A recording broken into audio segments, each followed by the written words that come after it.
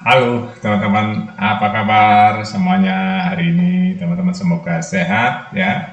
Di hari kedua bulan puasa ini tanggal 2 Maret 2025, teman-teman. Jadi kita sudah masuk ke bulan Maret, bulan yang untuk timnas Indonesia ada dua momen penting ya, menjelang atau menghadapi atau menyambut Piala Dunia 2026. Saya membahas mengenai media Vietnam ya teman-teman. Jadi media Vietnam salah satunya ini yang bernama The Tao ya. Dia memberitakan tentang ancaman timnas Indonesia terhadap timnas Vietnam.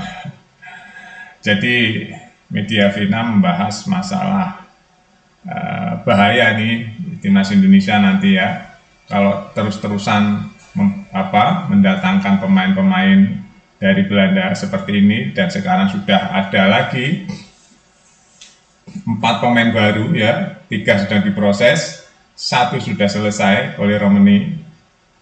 Dia mengatakan wah ini ancaman buat timnas Vietnam ke depan ya. Iya betul teman-teman, timnas Vietnam kalau kita lihat ya di masa awal-awal Sintayong melatih itu menjadi ancaman buat timnas Indonesia. Bahkan sebelum Sintayong melatih timnas Indonesia, momok timnas Indonesia adalah Vietnam dan Thailand. Jadi timnas Indonesia kalau sudah ketemu Vietnam itu sulit sekali untuk bergerak, ya, sulit sekali untuk menembus pertahanan Vietnam. Dengan permainan Vietnam yang ngotot ya, kita kalau ngeriwan ke belakang ya, kita coba riwan ke belakang teman-teman. Bagaimana sulitnya mental timnas Indonesia saat berhadapan dengan Vietnam. Itu baru di Asia Tenggara ya, belum nginjek lagi ke kelas Asia. Di Asia Tenggara aja kita sudah tertutup oleh Vietnam dan Thailand. Bagaimana mimpi untuk bermain di Piala Dunia? Ya kan? Nah ini logika dasar aja yang harus kita pahami. Mungkin kalau kita nggak pakai logika ini, kita bermimpi terus akan tembus Piala Dunia. Ya itu hanya mimpi ya, mimpi di siang bolong teman-teman. Ibaratnya begitu. Nah, makanya sekarang ada perubahan-perubahan yang benar-benar melihatnya helikopter view ya. Jadi melihat keadaan dunia hari ini, keadaan sepak bola di dunia hari ini seperti apa. Ya, setiap negara mencari pemain-pemainnya untuk adaptasi, untuk menyesuaikan kualitas-kualitas pemain yang ada di dunia. Itu kalau kita punya mimpi untuk masuk ke Piala Dunia. Tapi kalau kita nggak punya mimpi atau nggak ada keinginan keras untuk masuk ke Piala Dunia, ya kita bertahan dengan apa adanya. Yang sepertinya ada orang banyak bilang sampai kapanpun nggak akan pernah masuk Piala Dunia. Kalau kita tidak merubah mindset, mental ya, skill pemain, adaptasi dengan keadaan dunia hari ini ya. Dunia hari ini sudah saling ini ya teman-teman, saling mencari pemain keturunan, pemain diasporanya ya, di mana yang ada di luar negeri dicari yang kelasnya kelas dunia. Nah salah satunya yang dilakukan oleh PSSI hari ini di bawah Erick Thohir, ya kan. Nah kemarin kita merasakan ya bedanya timnas Indonesia hari ini di bawah dominasi Vietnam dan Thailand di Asia Tenggara. Saat Indonesia ketemu dengan Vietnam di GBK, Indonesia menang kalau nggak salah itu 1-0 ya. Tapi begitu Indonesia tandang ke Vietnam, di situ ada tambahan-tambahan pemain kan ya, ada tambahan-tambahan pemain, ada Tom Haye, J.I. Ches dan sebagainya, ada Ragnar ya. Kita bisa membantai Vietnam di kandang sendiri 3-0. Bayang nggak? Itu seperti mimpi ya teman-teman. Indonesia bisa membantai Vietnam di kandang kehormatannya, di lapangan, di stadion kehormatannya ya. Itu kan sesuatu pukulan berat buat Vietnam. Nah hari ini Indonesia sudah beda teman-teman. Hampir di segala lini sudah mulai kuat nih, di segala lini. Memang puzzle-puzzle yang bolong ditutup, cepat-cepat dicari penutupnya oleh Erick Thohir.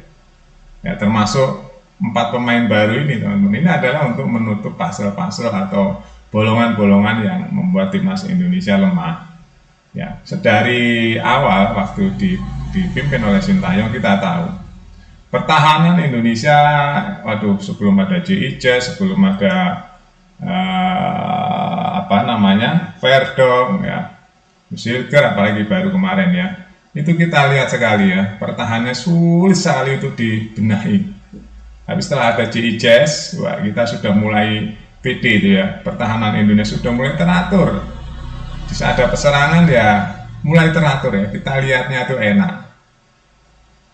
Setelah itu pembuktian ditunjukkan pada Sintayong bahwa Indonesia pemain belakang sudah oke, pemain tengah lumayan, pemain depan kosong. Nah, kosong itu artinya finishingnya nggak ini teman-teman, nggak tajam atau nggak sesuai dengan peluangnya. Ada peluang finishing 10 gitu atau 5 gitu ya, paling yang nyangkut cuma 1 atau bahkan meleset-meleset aja, yaitu berarti finishingnya kurang, akurasinya kurang ya.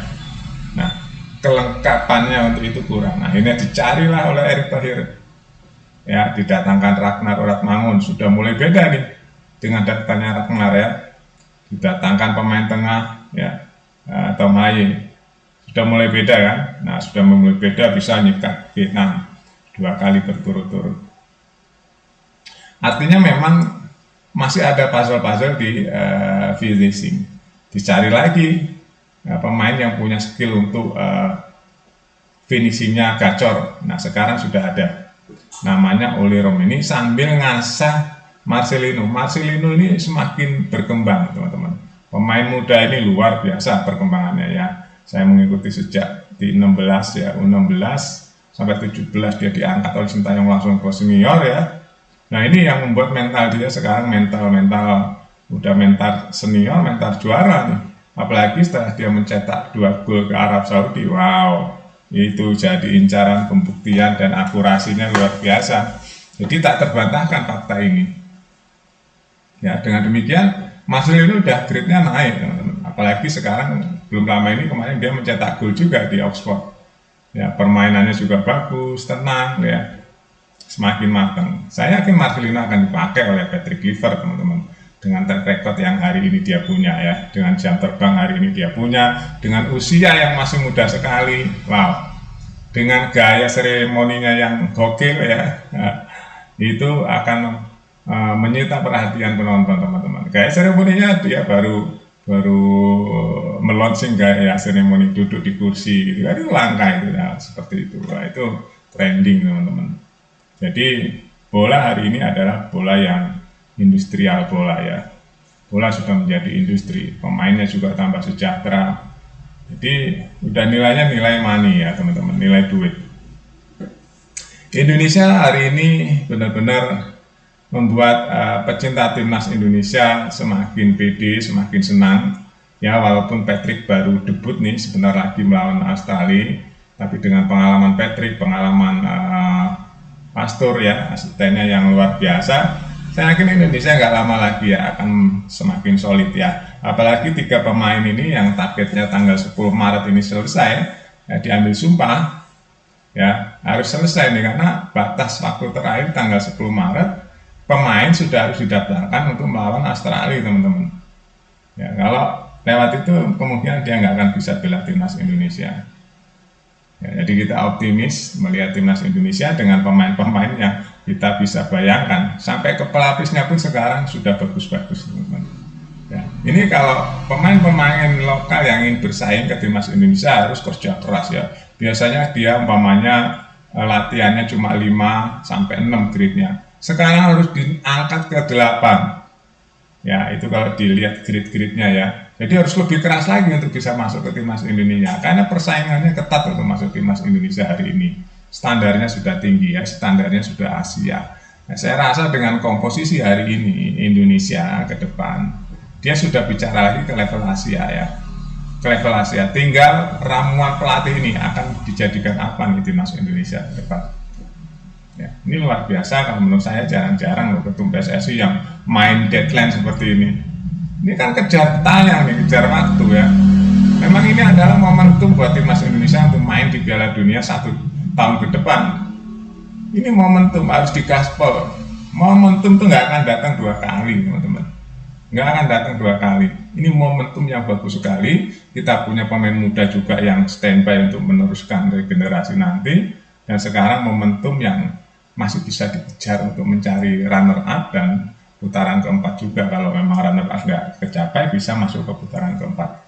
Ini momentum Indonesia untuk main di Piala Dunia. Nah, pertanyaannya, seheboh apa nanti jika Indonesia main ke Piala Dunia? Ini adalah breakthrough ya. Ini adalah sesuatu yang mimpi, benar-benar mimpi bangsa Indonesia. Saya yakin akan heboh sekali seperti Indonesia di Amerika nanti ya. Tahu sendiri teman-teman, supporter Indonesia itu ada di mana-mana dan mencolok sekali ya. Pasti heboh. Ini akan mencatatkan sejarah Indonesia jika bisa masuk ke Piala Dunia. Ya, jadi Vietnam ketar-ketir ya teman-teman. Ya, semakin lengkapnya pemain Indonesia membuat Vietnam ketar-ketir. Ya, itu yang bikin heboh netizen. Terima kasih ya teman-teman. Update terus berita-berita yang ada di Buat Makan TV. Sampai